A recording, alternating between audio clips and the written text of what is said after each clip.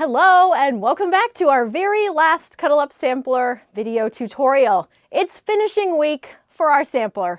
So I'm going to be talking about how to put our blocks together, and before you know it, you're going to have a finished quilt. Or maybe you just need a little bit of encouragement to get those last few blocks finished so that you can enjoy your quilt in time for the holidays.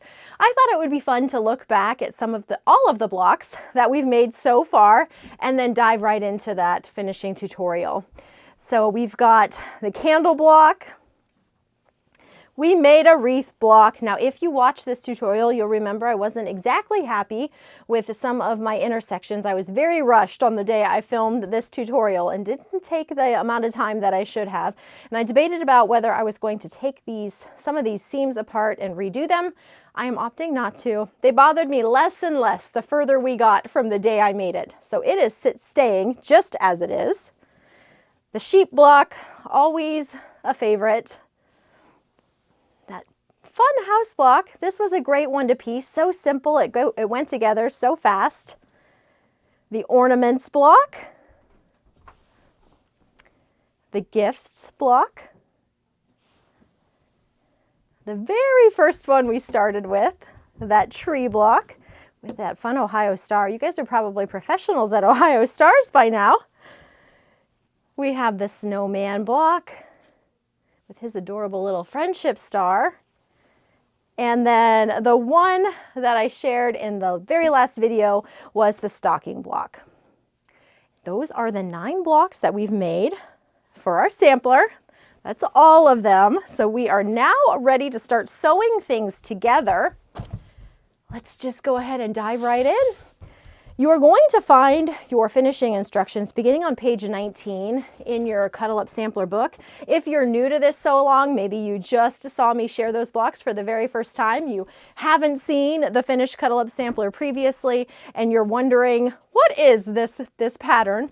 You will find the information that you need linked in the description box below. We followed right along with my pattern for the Cuddle Up Sampler, and we are nearing the end of completing our quilt.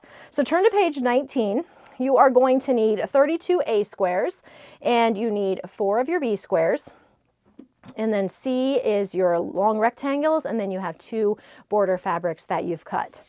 We're going to follow right along with the pattern. The very first thing that we're going to be doing is a bunch of stitch and flip corners. We've been stitching and flipping all through this sew along, so we are going to end that way as well. You're going to grab a C rectangle right here and an A square. You'll have marked diagonals on the back of each of your A squares. I've already done that. You're going to be placing your A square in one corner of your C rectangle, like this. And just as we've done previous weeks, you will sew on that marked diagonal line. You will press your square out, forming a triangle. You'll make sure that everything is tidy around the perimeter edge, and then you will trim out your bottom 2 layers. Now you're going to see here in step 1 that you are going to make 12 units, and you're going to sew stitch and flip corners on one side of that unit. And then step 2 tells you on 4 of the units made in step 1, use the stitch and flip method to add A squares to the other 2 corners. So you're going to make 4 units that have stitch and flip corners on all 4 sides, all 4 corners, as you see right here. I'm going to go ahead and get all of those completed. We've now completed these sashing blocks. You should have 8 that look like this with the stitch and flip on just one end. And then you should have 4 that look like this, where you've added stitch and flips on both ends. The next thing that you want to do is in step 3, you're going to construct 2 sashing rows.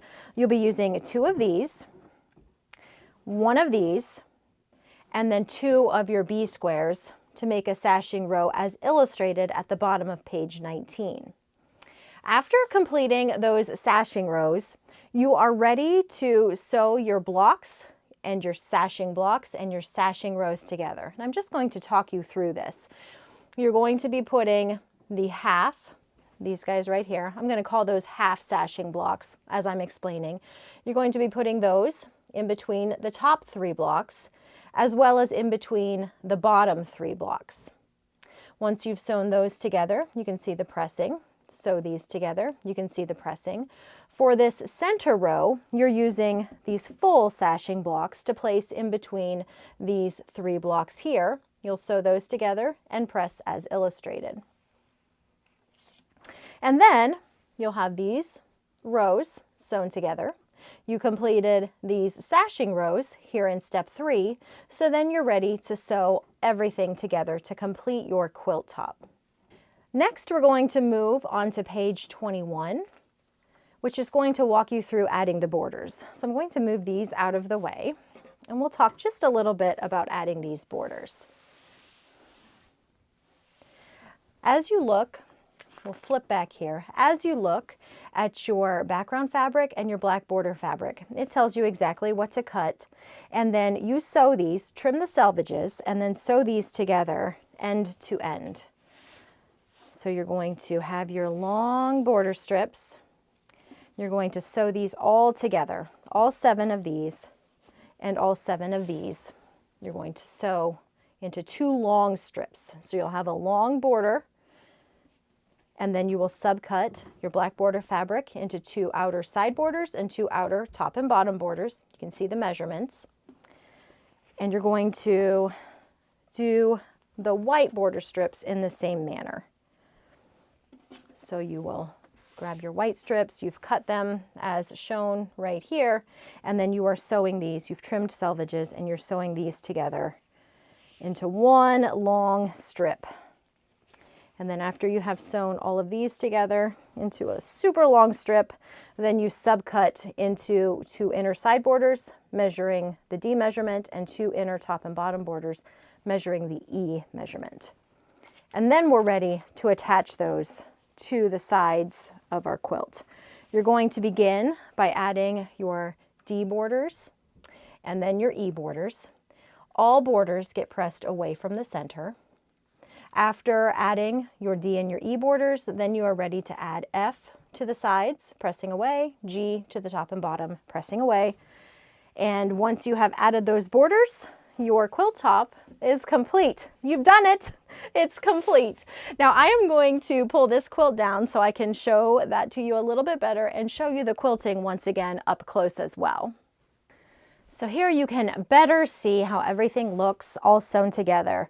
You can see those half sashing blocks as they've been sewn in between the blocks here in the top row.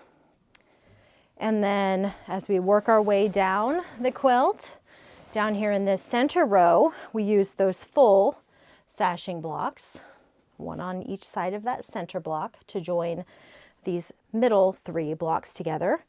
And then the bottom blocks were joined just as the top row with those half sashing blocks in between these 3 blocks. And then the long sashing rows were added in.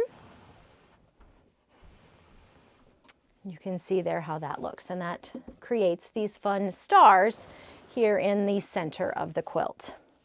The quilting on this is called Sugar Cookie. I'm going to link to that quilting in the description box if you would want to use this quilting.